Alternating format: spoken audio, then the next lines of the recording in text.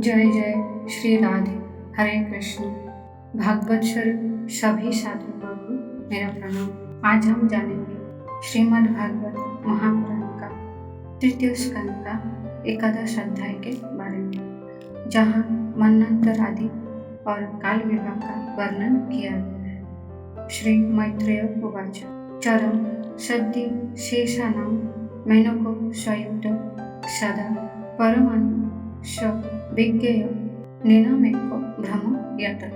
श्री मैत्रेय जी कहते हैं, विदुर जी, पृथ्वी आदि कार्य वर्ग का जो सूक्ष्मतम अंश है, जिसका और विभाग नहीं हो सकता तथा जो कार्य स्वरूप को प्राप्त नहीं हुआ है और जिसका अन्य परमाणुओं के साथ संयोग भी नहीं हुआ है, उसे परमाणु कहते हैं। इन अनेक परमाणुओं के परस्पर मिलने से ही मनुष्य का भ्रमवश अनेक समुदाय रूप एक अवयव की प्रतीति होता है। ये परमाणु, जिसका सूक्ष्मतम अंश है, अपने सामान्य स्वरूप में स्थित उस पृथ्वी आदि कार्यों की एकता, समुदाय अथवा समग्र रूप का नाम परम महान है। इस समय उसमें न तो प्रलय आदि अवस्था भेद की स्फूर्ति होती है, न नवीन प्राचीन आदि काल भेद का भान होता है और न चटपटादि वस्तु भेद की ही कल्पना होती है। साधु श्रेष्ठ, इस प्रकार ये वस्तु के सूक्ष्मतम और महत्तम स्वरूप का विचार हुआ। इसी के सादृश्य से परमाणु आदि अवस्था में व्याप्त होकर व्याप्त पदार्थों को भोगने वाले सृष्टि आदि में समर्थ अव्यक्त स्वरूप भगवान काल की भी सूक्ष्मता और स्थूलता का अनुमान किया जा सकता है। जो काल प्रपंच की परमाणु जैसी सूक्ष्म अवस्था में व्याप्त रहता है, वो अत्यंत सूक्ष्म है, और जो सृष्टि से लेकर प्रलय पर्यंत उसकी सभी अवस्थाओं का भोग करता है, वो परम महान है। जो परमाणु मिलकर एक अणु होता है और वो 3 अणुओं के मिलने से एक त्रसरेणु होता है, जो झरोखे में से होकर आई हुई सूर्य की किरणों के प्रकाश में आकाश में उड़ता देखा जाता है। ऐसे 3 त्रसरेणुओं को पार करने में सूर्य की जितना समय लगता है, उसे त्रुटि कहते हैं। इससे 100 गुना काल वेद कहलाता है और 3 वेद का एक लव होता है। 3 लव को एक निमेष और 3 निमेष को एक क्षण कहते हैं। 5 क्षण की एक काष्ठा होती है और 15 काष्ठा का एक लघु होता है। 15 लघु की एक नाड़िका होता है। 15 लघु की नाड़िका दंड कही जाती है। 2 नाड़िका का एक मुहूर्त होता है और दिन के चढ़ने बढ़ने के अनुसार दिन एवं रात्रि का दोनों संधियों के 2 मुहूर्तों को छोड़कर 6 या 7 नाड़िका का एक प्रहर होता है। यह याम कहलाता है, जो मनुष्य के दिन या रात का चौथा भाग होता है। 6 पर तांबे का एक ऐसा बर्तन बनाया जाए जिसमें एक प्रस्थ जल आ सके और 4 मासे सोने की 4 अंगुल लंबी सलाई बनवाकर उसके द्वारा उस बर्तन के पेंदे में छेद करके उसे जल में छोड़ दिया जाए। जितने समय में एक प्रस्थ जल उस बर्तन में भर जाए, वो बर्तन जल में डूब जाए, उतने समय को एक नाड़िका कहते हैं। विदुर जी, 4-4 प्रहर के मनुष्य के दिन और रात होते हैं और 15 दिन रात का एक पक्ष होता है, जो शुक्ल और कृष्ण भेद से 2 प्रकार का माना गया है। इन दोनों पक्षों को मिलाकर एक मास होता है, जो पितरों का एक दिन रात होता है। 2 मास का एक ऋतु और 6 मास का एक अयन होता है। अयन दक्षिणायन और उत्तरायण भेद से 2 प्रकार का है। ये दोनों अयन मिलकर देवताओं का एक दिन रात होते हैं तथा मनुष्य लोक में वर्ष या 12 मास कहे जाते हैं। ऐसे ही 100 वर्षों की मनुष्य की परम आयु बताई गई है। चंद्रमा आदि ग्रह, अश्विनी आदि नक्षत्र और समस्त तारा मंडल के अधिष्ठाता कालस्वरूप भगवान सूर्य परमाणु से लेकर संवत्सर पर्यंत काल में 12 राशि रूप संपूर्ण भुवन कोश की निरंतर परिक्रमा किया करते हैं। सूर्य, बृहस्पति, श्रवण, चंद्रमा और नक्षत्र संबंधी महीनों के भेद से ये वर्ष ही संवत्सर, परिवत्सर, इड़ावत्सर, अनुवत्सर और वत्सर कहा जाता है। विदुर जी, इन 5 प्रकार की वर्षों की प्रवृत्ति करने वाले भगवान सूर्य की तुम उपहार आदि समर्पित करके पूजा करो। ये सूर्यदेव पंचभूतों में से तेज स्वरूप है और अपनी काल शक्ति से बीजादि पदार्थों की अंकुर उत्पन्न करने की शक्ति को अनेक प्रकार से कार्योन्मुख करते हैं। ये पुरुषों की मोह निवृत्ति के लिए उनकी आयु का क्षय करते हुए आकाश में विचरते रहते हैं तथा यही सकाम पुरुषों को यज्ञादि कर्म से प्राप्त होने वाले स्वर्ग आदि मंगलमय फलों का विस्तार करते हैं। विदुर जी ने कहा, मुनिवर, आपने देवता, पितर और मनुष्य की परम आयु का वर्णन तो किया, आप तो शनकादि ज्ञानी मुनिजन तिलक से बाहर कल्पों से भी अधिक काल तक रहने वाले हैं, उनका भी आयु का वर्णन कीजिए।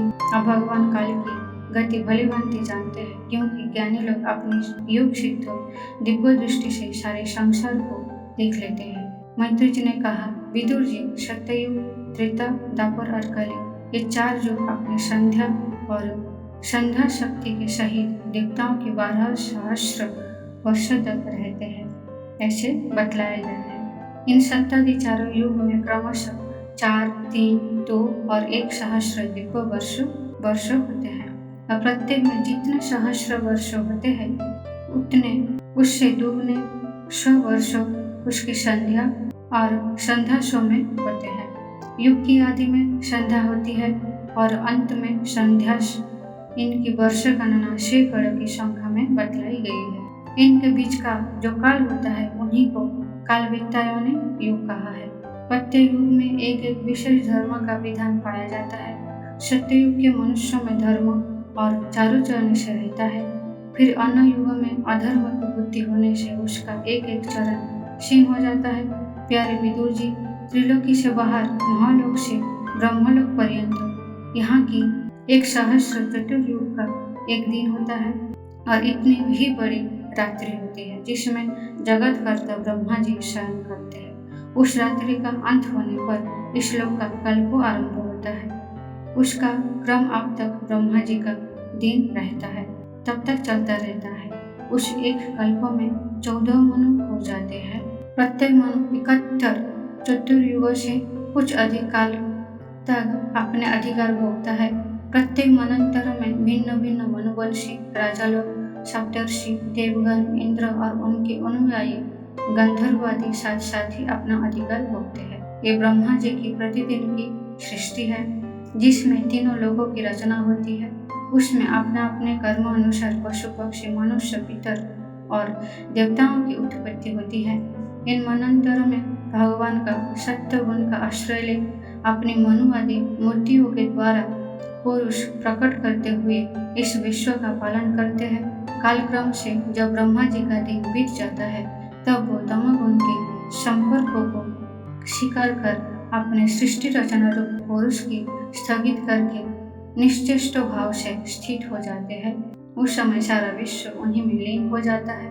जब सूर्य और चंद्रमा आदि से रहित वो प्रलय रात्रि होती है तब वो भू भुव स्व 3 लोगों उन्हीं ब्रह्मा जी के शरीर में छिप जाते हैं। उस अवसर तीनों लोग शेष जी के मुख से निकली हुई अग्नि रूप भगवान की शक्ति से जलने लगते हैं। इसलिए उसके ताप से व्याकुल होकर भृगु आदि मुनीश्वरगण महालोक से जनलोक को चले जाते हैं। इतने में ही 7 समुद्र प्रलय काल के प्रचंड पवन से उमड़कर अपनी उछलती हुई उत्तल तरंग से त्रिलोकी को डुबा देते हैं। तब उस जल के भीतर भगवान शेष शाही योग नेत्र से नेत्र मूंद कर शयन करते हैं। उस समय जनलोक निवासी मुनिगण उनकी स्तुति किया करते हैं। इस प्रकार काल की गति से एक सहस्र चतुर्युग के रूप में प्रतीत होने वाले दिन रात के हेर फेर से ब्रह्मा जी की 100 वर्षों की परमायु भी बीती हुई सी दिखाई देती है। ब्रह्मा जी की आयु के आधे भाग को परार्थ कहते हैं। अब तक पहला परार्थ तो बीत चुका है, दूसरा चल रहा है। पूर्व परार्थ के आरंभ में ब्रह्मा नामक महान कल्प हुआ था। उसमें ब्रह्मा जी की उत्पत्ति हुई थी। पंडित जन इन्हें शब्द ब्रह्म कहते हैं। उसी परार्थ के अंत में जो कल्प हुआ था उसे पाद्य कल्प कहते हैं। इसमें भगवान के नाभि सरोवर से सर्वलोकमय कमल प्रकट हुआ था। विदुर जी, इस समय जो कल्प चल रहा है वो दूसरे परार्ध का आरंभ का बतलाया जाता है। ये 12 कल्प नाम से विख्यात है। इसमें भगवान ने शुक्र रूप धारण किया था। ये 2 परार्थ का काल अव्यक्त, अनंत, अनादि विश्वात्मा श्री हरि का एक निमेष माना जाता है। ये परमाणु से लेकर दी परार्थ पर्यंत फैला हुआ काल सर्व समर्थ होने पर भी सर्वात्मा श्री हरि पर किसी प्रकार का प्रभुत्व नहीं रखता। ये तो देहादि में अभिमान रखने वाले जीवों का ही शासन करने में समर्थ है। प्रकृति, महातत्व, अहंकार और पंच तन्मात्रा, इन 8 प्रकृतियों की सही 10 इंद्रिया, मन और पंचभूत, इन 16 विकारों से मिलकर बना हुआ ये ब्रह्मांड कोश भीतर से 50 करोड़ योजन विस्तार वाला ये तथा इसके बाहर चारों ओर उत्तर 10-10 गुने 7 आवरण है।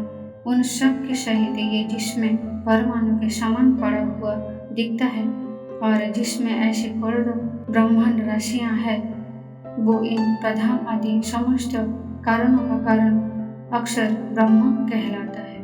और यही पुराण पुरुष परमात्मा श्री विष्णु भगवान का श्रेष्ठ धाम स्वरूप है।